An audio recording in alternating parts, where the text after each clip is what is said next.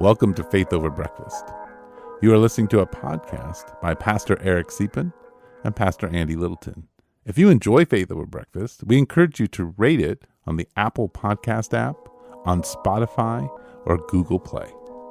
Thank you and enjoy the podcast.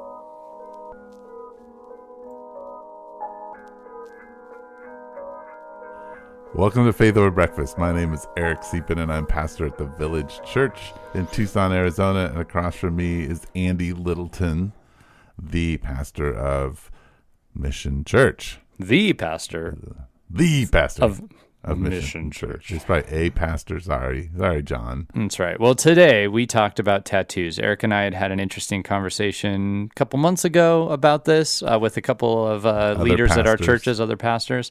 And I wanted to capture a little bit of that on the podcast, so y'all could hear, especially Eric's thoughts. Yeah, oddly enough, in recalling that conversation, it was really a village versus mission. 100%. 100%. Yeah. Like the pastors definitely were on different sides of the issue. We should have brought in Michael and John and had the full thing. I didn't want this thought to get lost over the summer, it would have. And it would have. And it's good that we did it. Anyway, so and I want to just quickly, I don't even know if he's ever going to listen to us again, but I do want to thank one of the guys who emailed us in response to our bivocational throwdown and pointed out that sometimes it takes a while to get into. I love that what he pointed out was the amount of banter at the beginning, which I agree with you, sir. Thank you. I think we should get to the point. But here we are mentioning his email as part of our not getting to the point on this very podcast. So, and I think it's probably has something to do with the podcasts that I listen to, because I listen to a lot of podcasts that are long form. You go long form. Yeah. And there are a lot of banter, and that's what I enjoy. Yeah. And then I pick up the information as I go. Yeah. So anyway, we were emailed about the bivocational conversation. Is Dave. I don't really. Bellem, I guess is how you would say his last name. Blehm. Okay. We'll go with that. Thank you. Thank you for taking the time to actually write us a long email, and it was very meaningful. And I actually think absolutely. We will probably try in August to maybe even just address a few of the things that he said about bivocationalism. Small towns, stuff like that. Yeah, rural. The other thing I wanted, and I mentioned to you, and I will just put it out here in the air, is I would like when we hit August and September to maybe kind of come around and address some of the LGBTQ, et cetera stuff and gender and kind of jump into that conversation, because actually it's one that's huge right now. And it is. You're going to, man, you just throw that out there before your sabbatical, like, oh, here we go. We're going to jump into that. Yeah. Easy peasy. You got 2 months to think about it. I didn't want to do that. I'm going on a sabbatical too, Eric. I'm not supposed to think about it. That's the point. Well, that's not necessarily true. I think sabbaticals are to... Let's get into the podcast. All right. Starting now. Boom.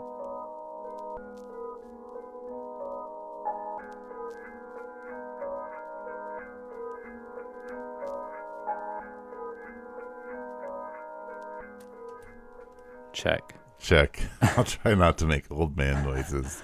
Well, you can try, but when... Yeah. Sometimes you just are what you are. I am an old man, and it's great. I love it, except for all the pains. That's right. That begin. So I show up here at about 7:30 a.m. and knock on the door, and it takes a little while, and Eric was doing something else. Yeah. And then he made a reference to Pastor Pillow. I did, and the third heaven. What does it mean that Eric Siepen is sleeping at the church? I was not sleeping, but I did meet Pastor Pillow. Okay. Yeah. I was getting the sermon ready to be posted. Okay, with Pastor Pillow. With Pastor Pillow. Interesting. Love to.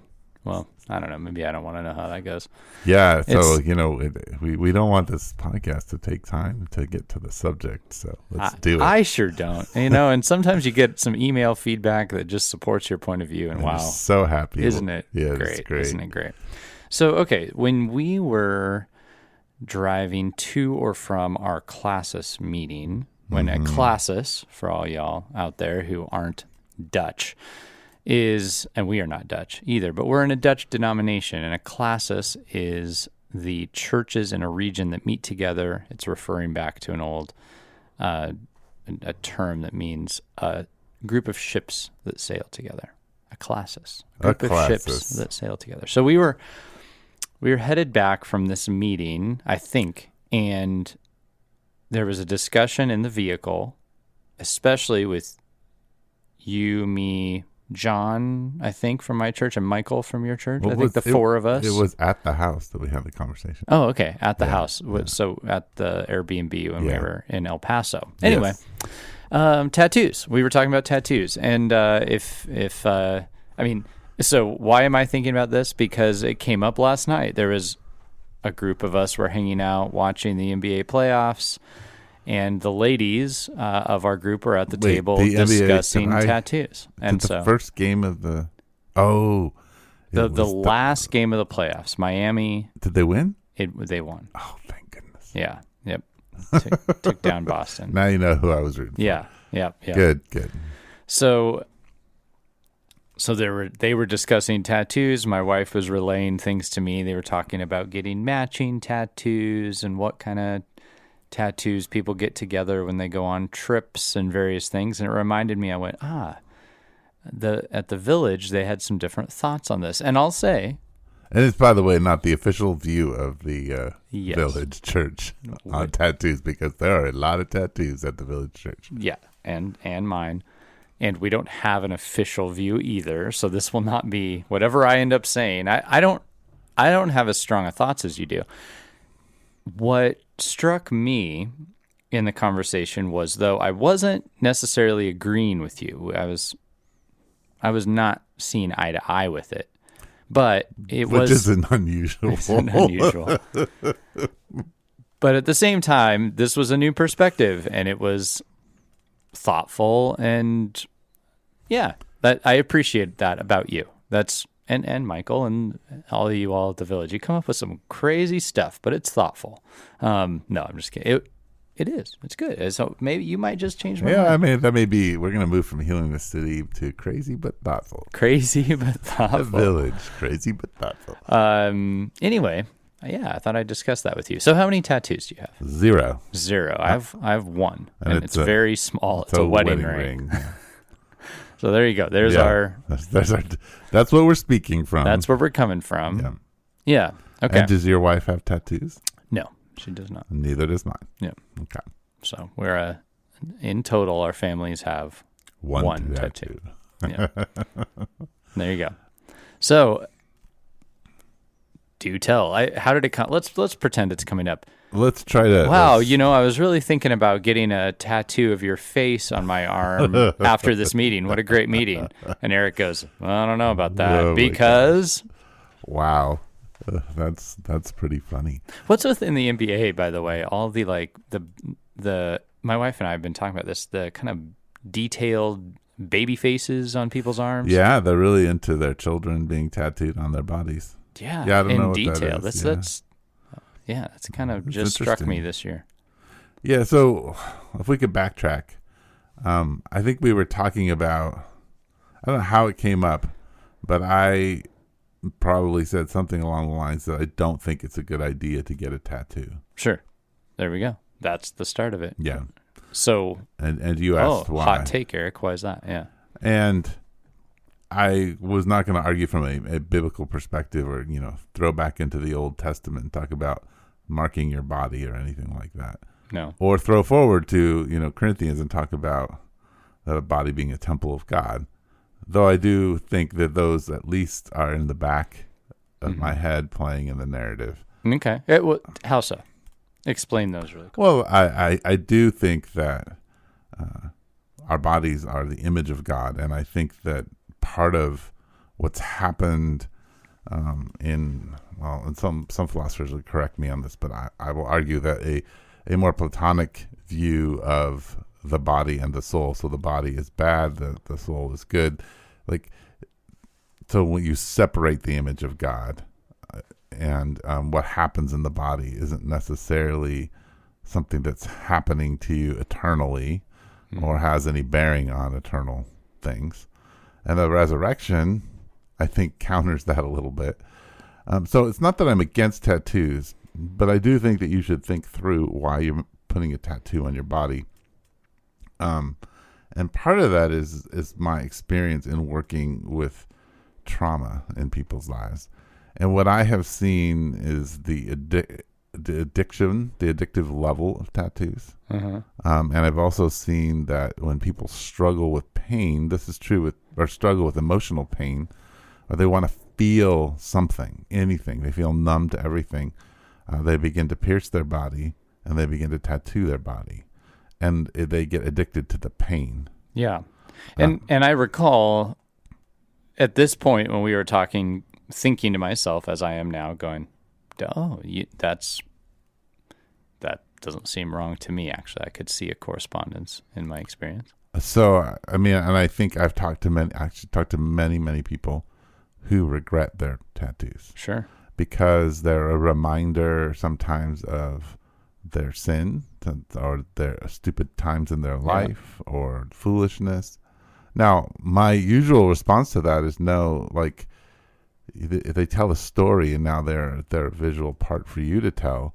But that doesn't mean that's the redemptive part of that. It's not necessarily means that you should have gotten that tattoo. So as a Christian, I really think you have to you have to process, why am I doing this? Yeah. What's the point here? As with all other things.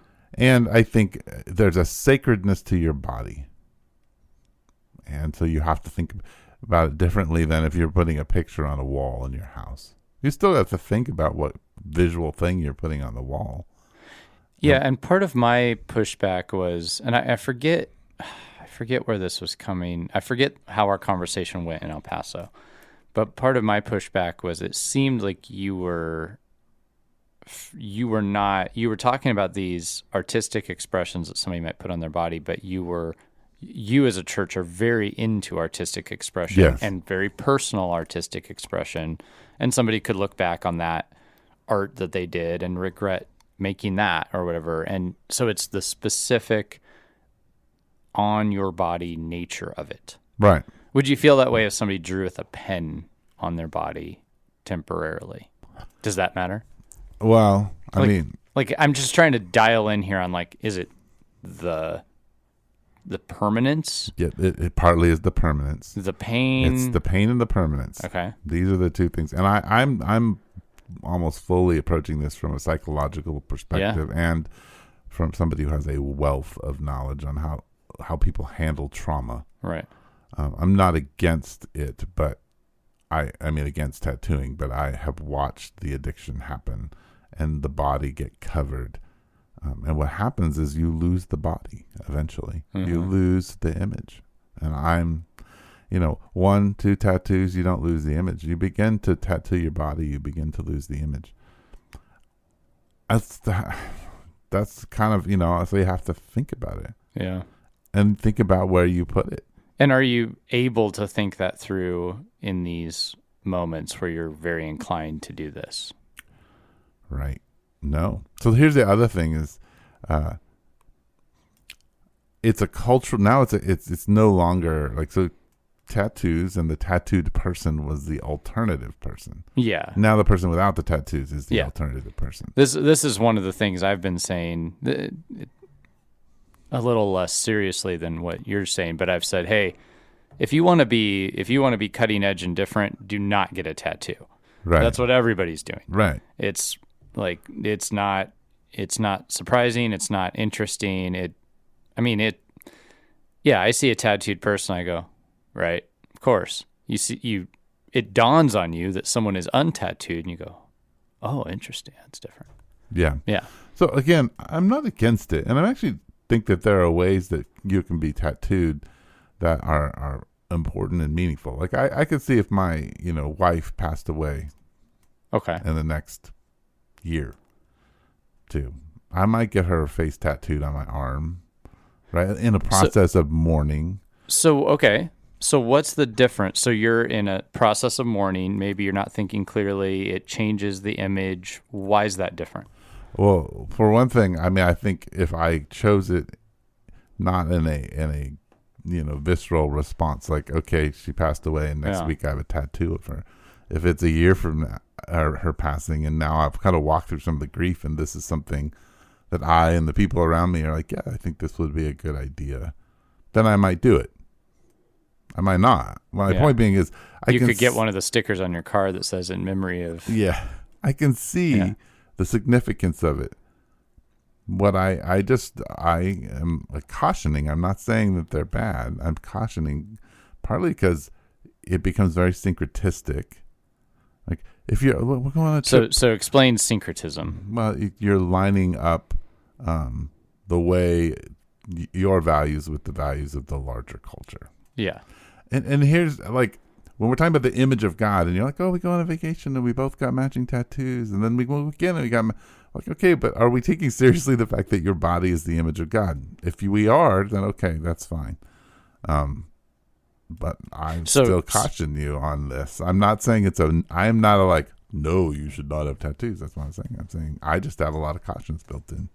So you just made a very quick qualifier that if I'm listening to this and going on vacation, I think some of the discussion last night was like a couple of the ladies had gone to a conference together. One of them liked to be very cold and wrapped up in their blankets. The other one liked to have a fan on. It was difficult they had to figure out how to stay in the room together. So the joke was one of them could get a mummy tattoo. The other one could get a ceiling fan tattoo. Right. Okay. So you just kind of said like, if it doesn't mar the image, fine. I mean, I could see them hearing this or anybody hearing it and going, okay, so fine. What's the caution in that? What's the, like, do you really, if it was if that was your wife on the trip and she was like, she called and said, Eric, I'm getting a ceiling fan tattoo. I'm at the parlor. I would say I'd rather you not. Okay. Why? So you're not just like, fine. Because your body's my body. Ooh, spicy. Okay, First Corinthians 7. No, I have authority over your body. You have authority over mine. Okay, now you got to explain that. Well, it means that she has been given to me and I have been given to her. We are one. She gets a tattoo. I get a tattoo.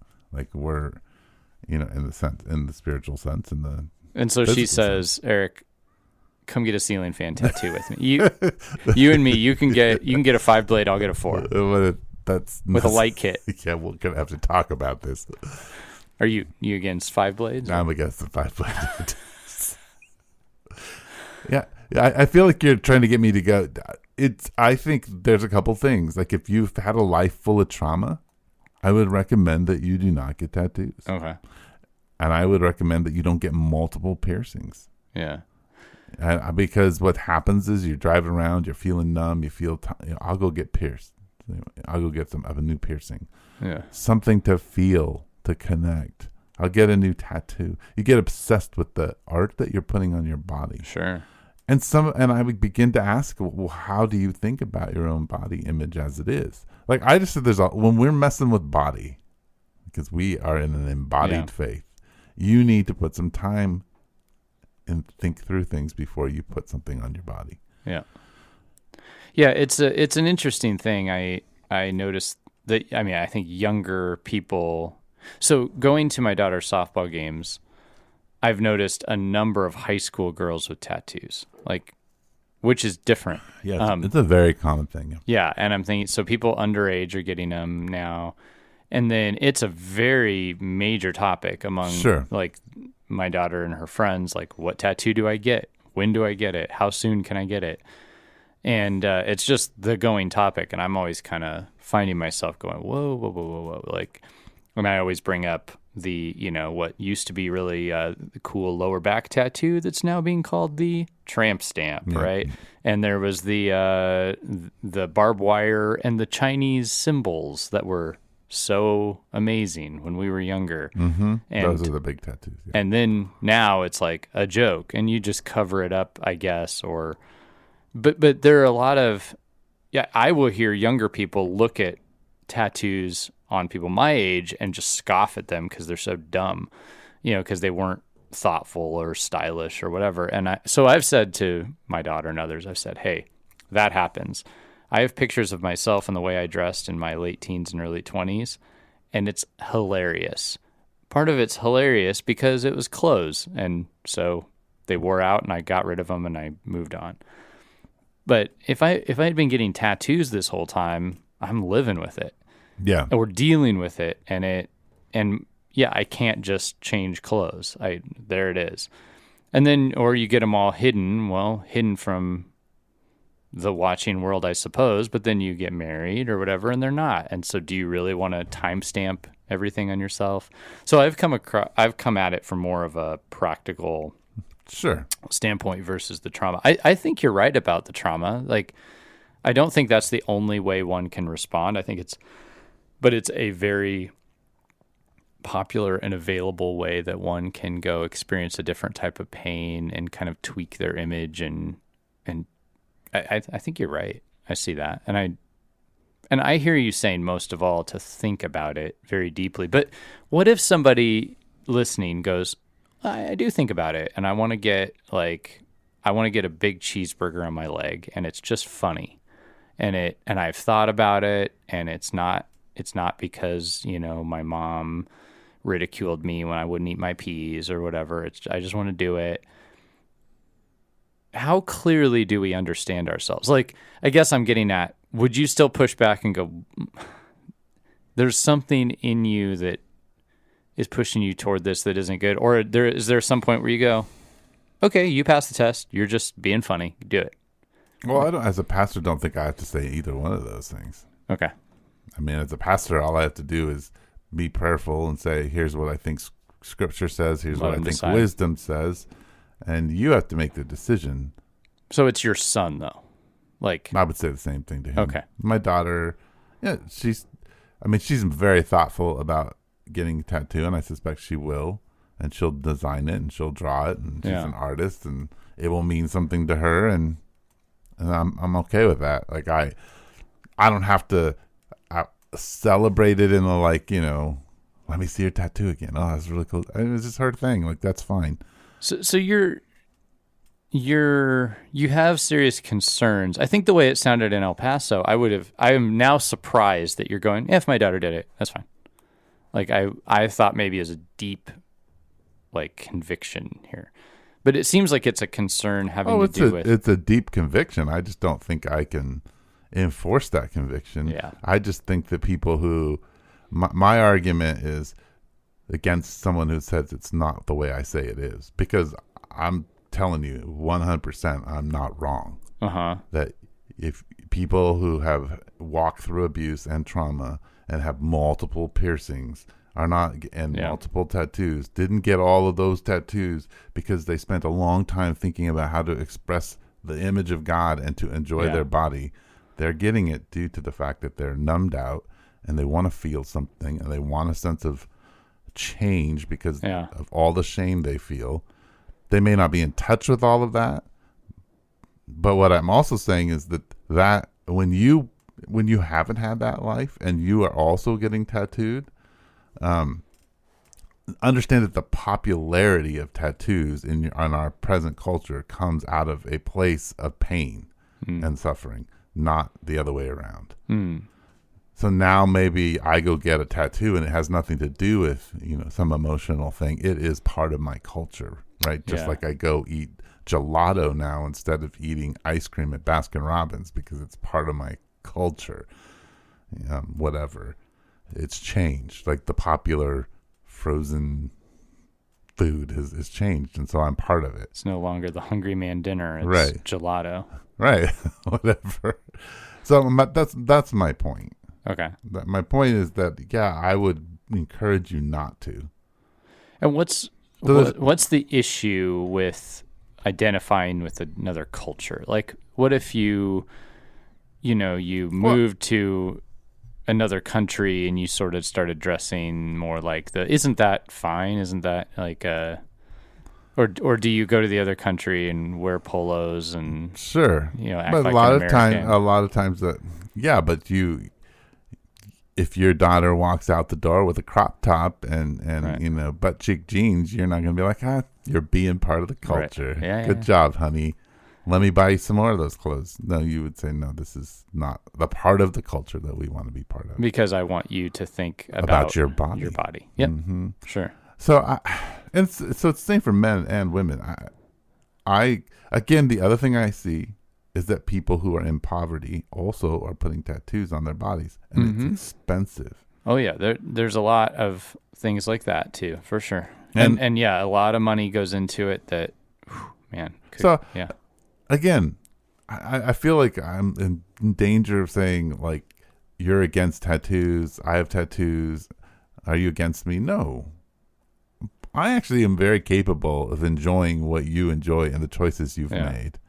As a pastor, my job is just to put out there, here's the cautions, here's the red light, here's what I think wisdom is.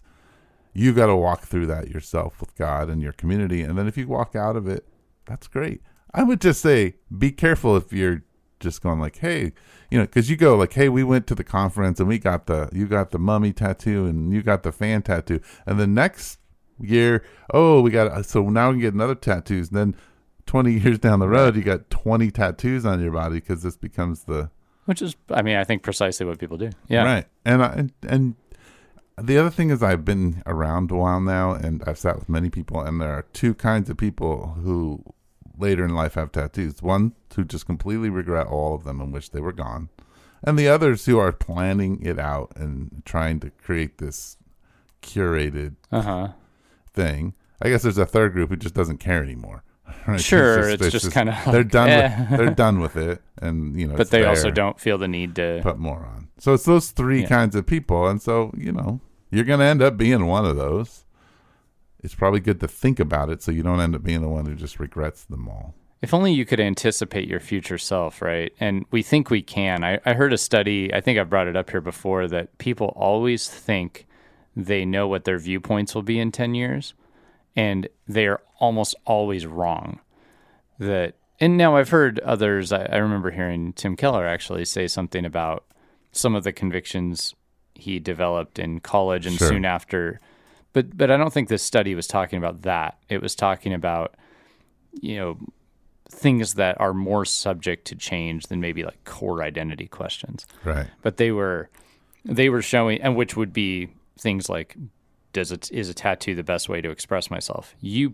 Chances are, these type of studies show in 10 years, you will likely view that differently. Maybe not entirely differently, but you will likely view that differently than you do now. Sure. So you can't access that future self, but you can understand that it won't be the same. Yeah. Well, I think I've because I like doing this, I've read many of those studies, and what it plays out to is if you're somebody who's young and conservative in your views, the way you operate in life, then you're going to just get slightly more conservative as you get older. If you're a progressive person, like, you're going to notice 10, 15, 20 years that you have become more conservative. And so your views I've will watched change. that happen in people's lives. That's something about being 40 is I've watched people do that. Now, when we talk about conservative, though, that changes the definition of that. Right. Changes. So, like, if I'm a progressive person and I've worked for certain kinds of changes, and then 20 years down the road, people are trying to now change the things that I've changed. Yes. Then I become conservative because I want to conserve those things. Which is precisely, I've seen a lot of that with folks who fought for women's rights. Yes. Are now going, you're undoing our work. Yeah. I've definitely seen, just to piggyback on that, I've definitely seen conservative people lay down some of the major tenets of their conservatism, and they might view themselves as becoming progressive, but I think often they're still very conservative. Yeah, no, I would agree with you. So just the other thing, to go back to tattoos, I would argue that, Gen Xers got tattoos more out of pain and suffering and trauma, and millennials probably too. But I think the younger millennials and the Gen Zers, it's become so synonymous with culture that its psychological dynamic is different. It is now a thing you do, as you were talking about your kids. I don't remember sitting with most of my friends who are now tattooed in high school ever plotting out the tattoo we were going to get. It was plotting out what kind of beer you're going to get, how you're going to get beer. Right. That was more if you're going to plot something at all. Yeah. Now the discussion is, it's very similar to what I feel happens around having like the newest smartphone. Mm-hmm. Like what I'm hearing kind of as a dad and everything is like, everyone else gets to have one. This is standard teenage stuff. Right. Everyone else gets to have one. It's not fair that I don't get to have one. Yeah. It's enjoyable. People like it. I know it has its downsides, but I think it has more upsides. That's sort of the conversation you hear around tattoos. It's like, because everyone's talking about it. Some people get to have it now. I want to be in that group so bad. Yeah. And it feels like, I mean, and there's a certain trauma in being left out that you anticipate, I suppose. But, Yeah. Anyway, okay. Well, hey, that was good. Thanks, Eric. Yeah, thanks. Yeah. You put me in a place where I'm gonna share this, and I gotta find some kind of pro tattoo groups and put this in there. Oh, gee. I'm just kidding. Maybe you could put a picture up with me just like covered in tats. Ooh, yeah. If you can pull that off in your brilliant whatever you do with the pictures. Yeah, it's really not that brilliant. They're like filters. Filters. Put the tattoo filter on you. Yeah, I haven't been posting anything on Faith Over Breakfast social media, so sorry, Eric. No, I noticed that. Yeah. Sad. I was trying to see if you'd pick up the slack. I actually completely got off of Instagram. So you don't even... So I at this point, I'm even locked out of the Village Instagram, and I got to figure out how to get back in. So nah, you don't. It's fine. Don't worry about it. Well, hey everybody, thanks for tuning in. Thank you. And I wanna just say, and we'll say something at the beginning too, but I just want to say thank you to Rick Drost, who just became our first subscription person. Hey. Yeah, and as we also just want to thank all of you who listen to us, who wade through the ads that now pop up on Faith Over Breakfast. It did pay for half of our month's bill this month. Oh, good. Through our ads, so that's nice. Let's try to get to paid for the whole thing, and we don't need to get rich on this, but it'd be nice to not be going in the hole. Yeah. Cool. Well, that is great. And Rick Drost is Eric's youth pastor, and so if you if you're curious what to do over the summer, well, look out. Late summer interviews are coming with Eric and I and our youth pastors. I just did mine with Missy. I have not Missy talked Allen. to Rick, so Rick, I will talk to you, though I'm going on sabbatical for 2 months. Well, you better do it first. No. That would be tomorrow, and I'm just call him up, man. Zoom call, record a Zoom call. It's so fast. Anyway, I'm cutting this part off of this. Look out for those. Hey, if you have any questions for us or comments, faithoverbreakfast@gmail.com. If you'd like to know what's going on in Eric's sabbatical, his sabbatical tracker will be online, villagechurch.com/sabbatical. Where's Eric and Pastor Pillow? Yeah. And if you'd like to make a donation, what do you do, Eric? How do you support? So if you listen to us on Apple or what's the other one? Spotify. Those are the big ones. I know, in Google. All you have to do is read down to the description. At the end of the description, it says subscribe. You click that. It'll take you directly to the spot where you can subscribe for $3, $5, or $10 a month. Amazing. Wow. It's going to change your life. You should really do that. It will change your life. Yeah. Changing. If you like to feel the pain of seeing your money leave the bank account as a way to deal with your trauma, we can help. Okay. Well, anyway, thanks for tuning in. See you next time.